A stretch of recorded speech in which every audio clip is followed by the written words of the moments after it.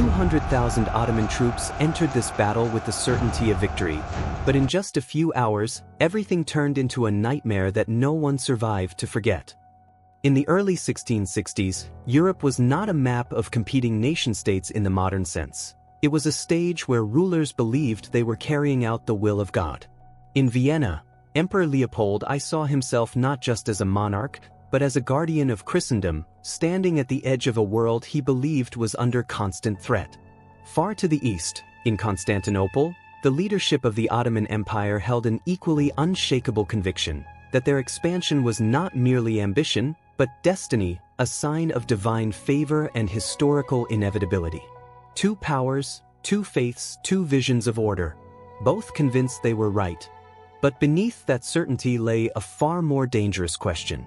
What do you do when your beliefs demand action, but your reality warns against it? If you were Leopold, facing a rising empire with deeper resources and a reputation for relentless warfare, would you choose compromise to preserve stability? Or would you risk everything, your throne, your legacy, even the survival of your dynasty, on a single confrontation?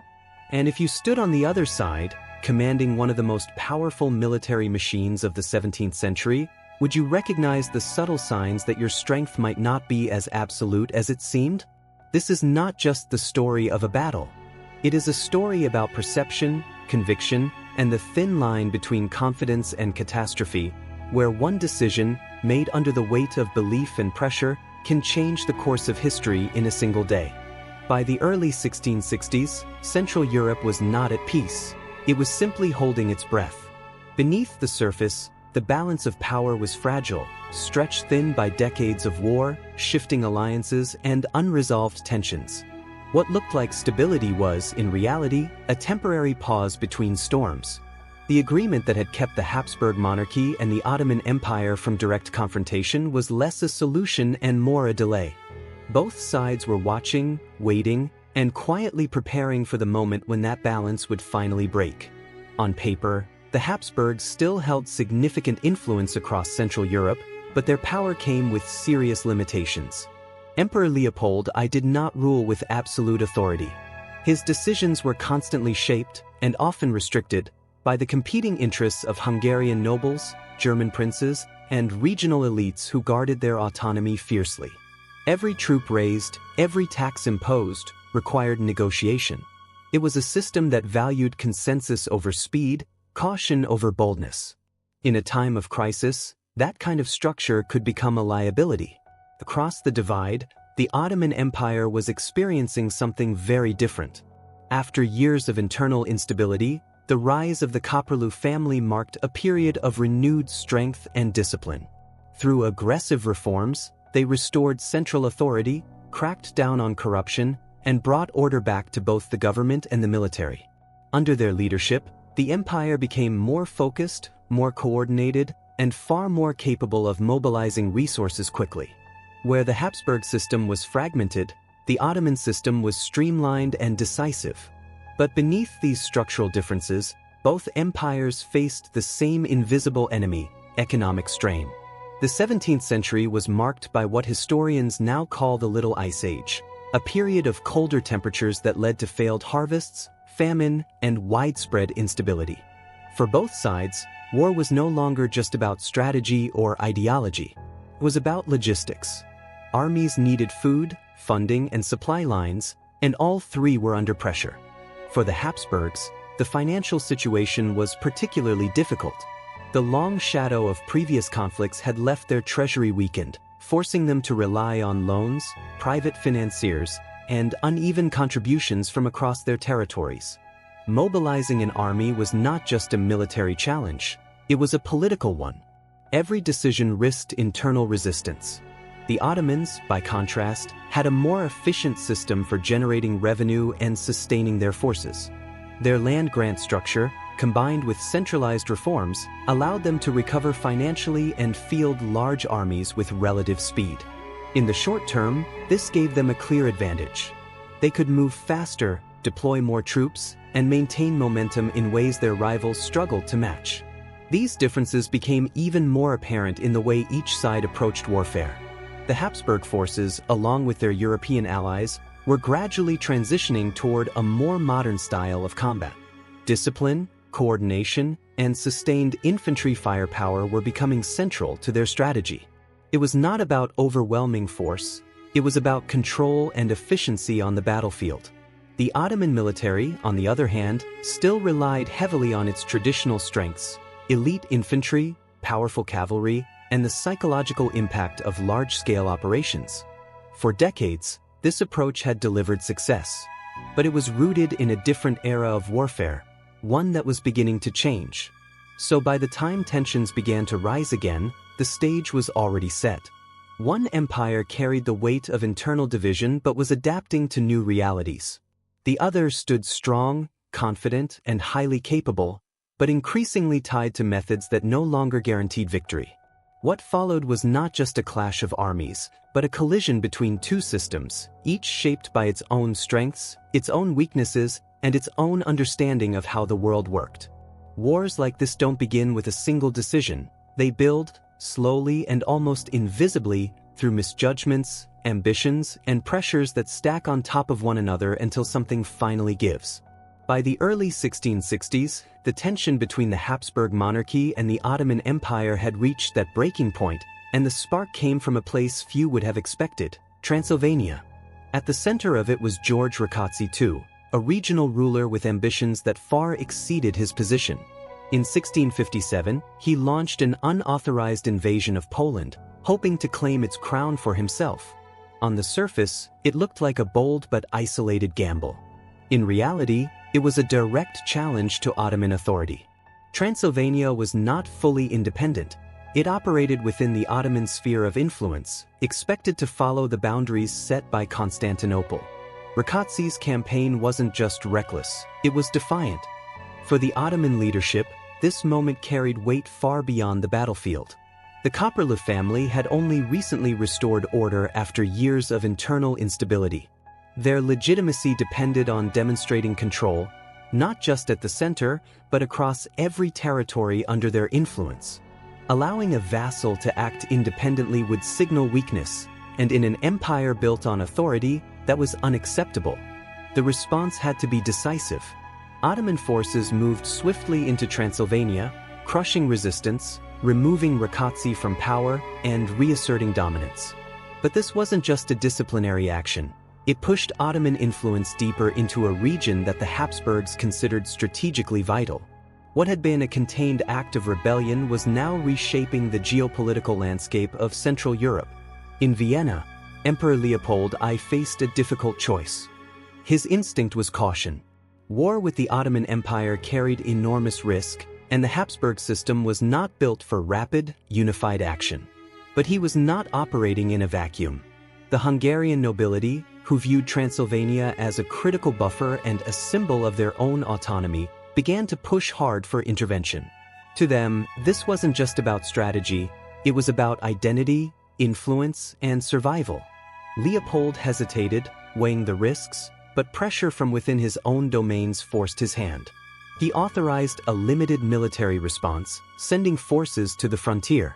It was a measured move designed to signal resistance without fully committing to war. But in a climate this tense, even a small step could trigger a much larger reaction. That reaction came in the form of Miklos Zrinyi, a Croatian nobleman whose approach to the Ottoman threat was far more aggressive. He believed that waiting would only strengthen the enemy. If conflict was inevitable, then it should happen on his terms. Acting on that belief, he constructed a new fortress, Novi Zrin, deep in contested territory. It was a bold and highly provocative move, one that challenged the fragile status quo both sides had maintained for decades. To the Ottomans, this was no longer a series of isolated incidents. It was a pattern of escalation. A rebellious vassal, followed by Habsburg troop movements, followed by a new fortress planted in disputed land, each step eroding their authority. For Grand Vizier Fazıl Ahmed Pasha, ignoring this chain of events was not an option. His position and the credibility of the Köprülü leadership depended on a strong response. The campaign that followed was not just about territory, it was about restoring order and sending a message. In 1663, Ottoman forces launched a major offensive into Hungary, moving with speed and coordination. Their target was clear: the strategic fortress of Nowy Zamki. When it fell in September, the implications were immediate and undeniable. This was no longer a border dispute. It was open war. With the of Nowy Zamki, any realistic path to de-escalation disappeared. For the Habsburgs, the loss was both strategic and symbolic, intensifying internal pressure to respond. For the Ottomans, it reinforced their momentum and validated their approach. Both sides were now fully committed, not just by choice, but by circumstance. What began as a regional miscalculation had evolved into a full-scale imperial confrontation. Not because either side had planned it that way, but because at every step, the cost of backing down had become higher than the risk of moving forward. As both sides moved closer to open confrontation, the outcome of the coming battle would be shaped less by raw strength and more by how each commander understood the world in front of him. Strategy, after all, is never just about numbers. It's about perception. And in 1664, both sides carried assumptions that would quietly guide them toward a collision neither fully understood. For Grand Vizier Fazıl Ahmed Pasha, confidence was not just justified. It was reinforced by recent success. The Ottoman military machine had regained its discipline, its structure, and its reputation. Campaigns in Hungary had gone well, key fortresses had fallen, and the army he commanded was large, experienced, and battle-tested. From his perspective, the equation seemed straightforward: superior numbers, proven endurance, and a system that had worked for generations. In his mind, pressure applied consistently would eventually break any opposition. But that confidence carried a hidden risk. It was rooted in past victories, in a version of warfare that was already beginning to change. European armies, particularly those influenced by French and German military reforms, were evolving into something more disciplined and coordinated. Infantry units were no longer loosely organized fighters. They were trained to operate in structured formations, delivering sustained, synchronized volleys of musket fire. This wasn't just a technical shift, it was a fundamental change in how battles were decided. Fazıl Ahmed did not ignore these developments entirely, but he underestimated their impact. His experience told him that once Ottoman troops secured a position, especially with trenches and defensive works, they could absorb attacks and eventually overwhelm the enemy through persistence. It was a model that had worked before. The problem was that it assumed the enemy would respond the same way they always had. On the other side stood Raimondo Montecuccoli, a commander shaped by a very different mindset. Where the Ottoman approach leaned on momentum and scale, Montecuccoli focused on control, timing, and efficiency. He did not see the Ottoman army as something to confront head-on. Instead, he viewed it as a force to be managed, redirected, delayed, and weakened over time. His thinking reflected a more modern understanding of warfare, one that valued discipline and coordination over sheer force. But Montecuccoli's caution came with its own limitations. He was deeply influenced by classical military theory, drawing on ideas from ancient Greek and Roman sources. While that gave him a strong analytical framework, it could also distance him from the unpredictable, emotional realities of the battlefield. War, after all, is not always rational. It is shaped by fear, pride, and moments of sudden, irreversible decision. Complicating matters further was the fragile nature of the alliance he commanded. The Christian coalition was not a unified force. It was a collection of different armies with different priorities. French troops, German contingents, and Habsburg forces all operated under the same banner, but not always with the same trust. There was quiet suspicion beneath the surface. The French, in particular, were wary of being used as expendable forces in a conflict that ultimately served Austrian interests. This lack of trust created a subtle but dangerous tension. Coordination required cooperation, and cooperation required confidence in shared goals. Without that, even the best strategy could unravel at the wrong moment. Every decision carried an additional layer of uncertainty, not just about the enemy, but about allies as well.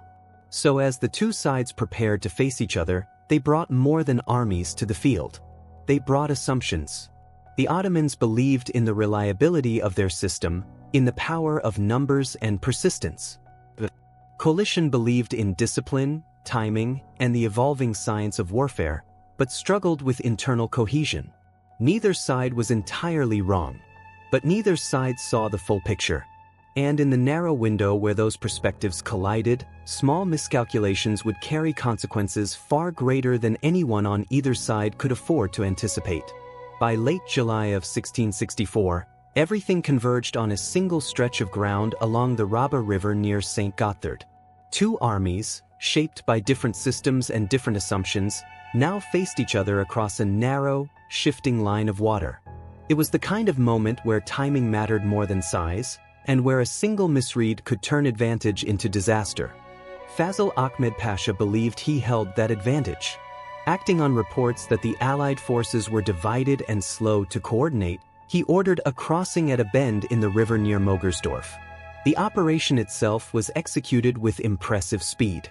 Ottoman engineers and vanguard units moved efficiently, establishing a foothold on the northern bank and immediately beginning to dig trenches and throw up earthworks.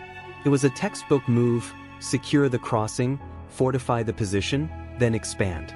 At first, everything seemed to confirm his expectations. German units positioned near the crossing point were pushed back in confusion.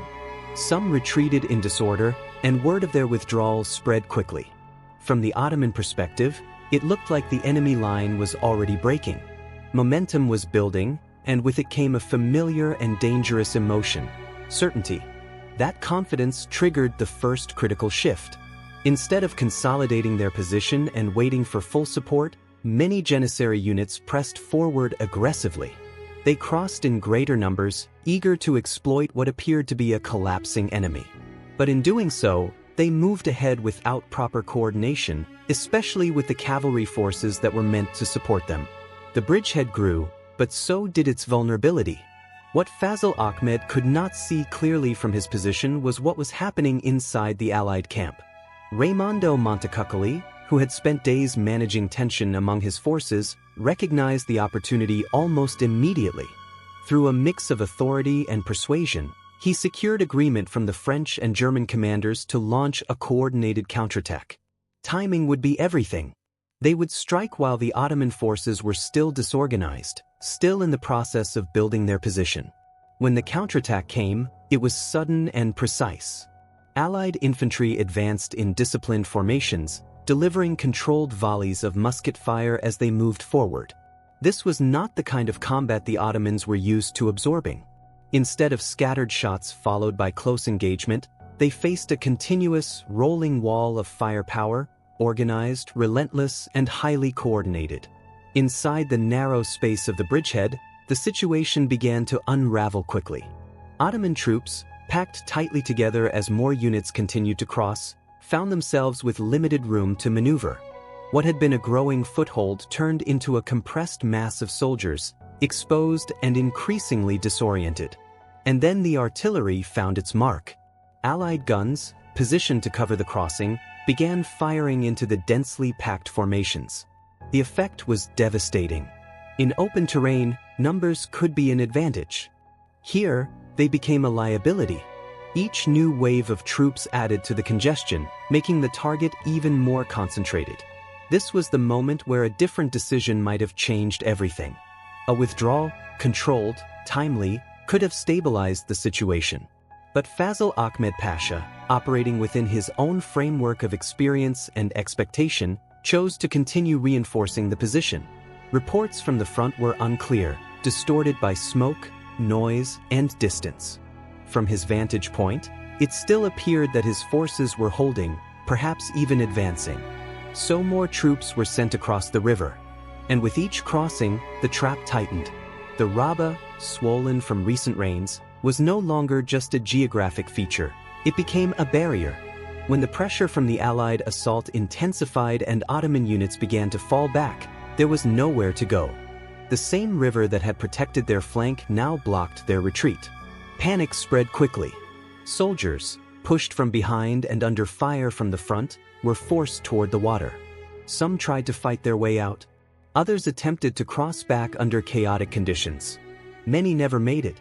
What followed was not a gradual defeat, but a sudden collapse.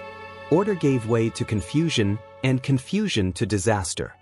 Thousands were cut down in the fighting, while many more drowned in the river. Units that had crossed in confidence were now trapped, compressed between enemy fire and an unforgiving current. By the end of the day, the battlefield had been transformed. What began as a calculated advance had turned into one of the most devastating reversals the Ottoman army had experienced in decades. Between 8,000 and 10,000 soldiers were lost, with some estimates going even higher. Equipment, artillery, and momentum all abandoned in the retreat. It wasn't just a defeat. It was the result of a series of decisions, each one reasonable on its own, but together leading to a collapse that no one on that field had intended or fully understood until it was too late. When the fighting at Saint Gotthard finally subsided, the scale of the damage became impossible to ignore. What had begun as a confident advance ended in a costly and chaotic retreat for the Ottoman army. Thousands of soldiers lay dead along the riverbanks, and many more had been lost to the current itself. Estimates vary, but even conservative figures suggest that between 8,000 and 10,000 men were killed in a single day, many of them among the empire's most experienced troops. For an army built on discipline and continuity, those losses carried weight far beyond the battlefield. Fazıl Ahmed Pasha withdrew his forces, pulling back towards safer ground and regrouping what remained of his campaign. Material losses were significant, artillery pieces abandoned, equipment left behind, but the deeper impact was psychological. For the first time in decades, the image of Ottoman military dominance had been visibly shaken. Yet, in a twist that would frustrate many at the time, the story did not end with a decisive shift in territorial control. Just 9 days after the battle, the Peace of Vassar was signed. To many observers across Europe, the terms of the treaty were baffling, even infuriating. Despite their victory on the field, the Habsburgs agreed to conditions that appeared surprisingly favorable to the Ottomans. Key territories captured during the campaign remained under Ottoman control, and Emperor Leopold I committed to annual payments, framed diplomatically as gifts, to the Sultan. A fortress that had symbolized resistance was ordered destroyed. On paper, it looked less like a triumph and more like a concession. But Leopold's decision was not made in a vacuum. For him, the battlefield was only one part of a much larger strategic landscape. To the west, France under Louis XIV was emerging as a far more immediate and unpredictable threat. Prolonging a war in the east risked weakening his position where it mattered most. At the same time, internal pressures within his own territories complicated any path forward. The Hungarian nobility, already assertive and protective of their autonomy, could become emboldened by too much success, potentially destabilizing Habsburg control from within. In that context, peace, even an unpopular one, offered breathing room. It allowed Leopold to redirect attention, stabilize his position, and avoid a wider conflict that could spiral beyond control. It was a calculated decision, driven less by pride than by necessity. Not everyone saw it that way. Among Hungarian and Croatian elites, the treaty was perceived as a betrayal. They had fought, sacrificed, and expected a decisive push against Ottoman influence. Instead, they saw compromise. That resentment did not fade quietly. It evolved into what became known as the Magnate Conspiracy, a series of secret negotiations and political maneuvers aimed at breaking free from Habsburg authority. Ironically, some of these efforts even involved reaching out to the Ottomans themselves. The consequences of Saint Gotthard, then, were not limited to one army or one empire. They reshaped the internal dynamics of Central Europe.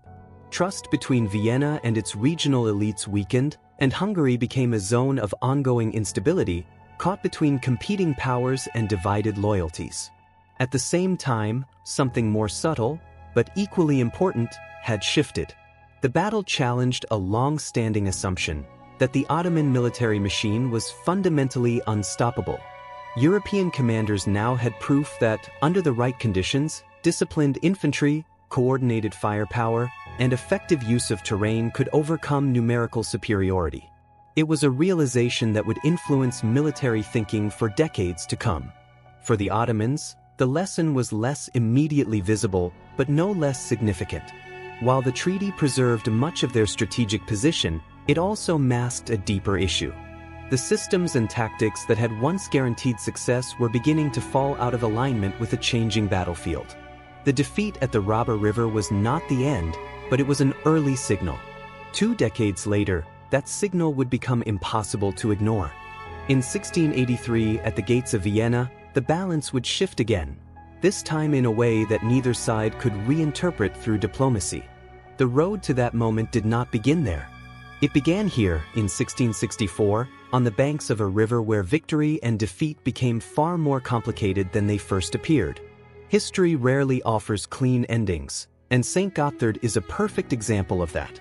What looks, at first glance, like a clear battlefield victory quickly becomes something far more complex the moment you step back and see the larger picture.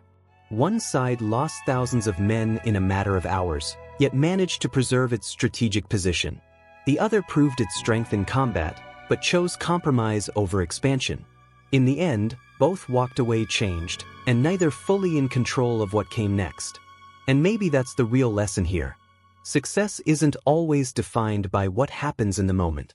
It's shaped by what you choose to do afterward, how you adapt, how you respond, and how clearly you understand the world as it evolves around you. The leaders in this story were not lacking intelligence or experience. What they faced were limits of perception, pressure from within, and the constant tension between short-term wins and long-term survival. That's a dynamic that still feels surprisingly familiar, even today. If you found this story valuable, if it made you think differently about strategy, leadership, or decision-making under pressure, then you're exactly the kind of audience this channel is built for. Go ahead and hit the like button, subscribe, and turn on notifications so you don't miss the next deep dive. We're getting closer to our goal of 70,000 subscribers, and your support genuinely makes a difference. I'd also like to hear your perspective. Do you think the outcome at Saint Gotthard was inevitable, or was it shaped by a few critical decisions that could have gone the other way? Drop your thoughts in the comments. The best insights often come from conversations like these. Thanks for watching, and I'll see you in the next story.